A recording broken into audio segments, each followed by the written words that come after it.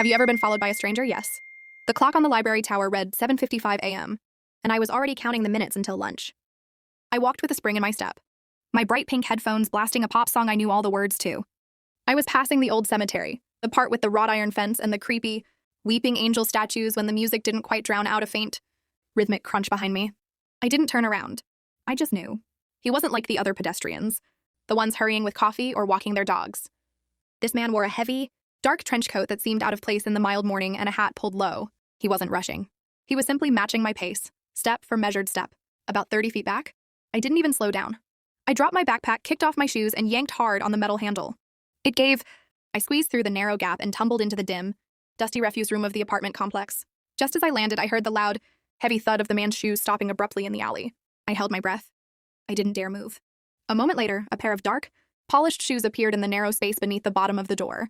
They stood there, perfectly still, only inches from where I was crouched. He knew I was close. He was waiting. Remembering a movie trick, I let out a loud, theatrical sneeze. Instead of taking my usual straight path to the school, I made a sudden, sharp turn down a small side street that dead-ended at the back of the fire station. I sped up, my heart thumping against my ribs. When I risked a glance over my shoulder, the man was there, turning the corner exactly when I did. No hesitation, no mistake. He wasn't following. He was tailing. The dead end was just ahead. Panic spiked. I couldn't run to the fire station door, it was too early, and the crew was always out on drills. Then I saw it, the garbage chute entrance for the apartment building next door. It was a metal door set into the brick wall, usually locked, but the maintenance man sometimes left the latch undone while moving bins. The moment the sound died, the man's shoes moved. Not towards the door, but past it, further into the alley. He was looking for me past the end of the alley, convinced I had somehow jumped over the fence. As the coast cleared, I waited 10 more seconds, then carefully pushed the metal door open just enough to see. The alley was empty.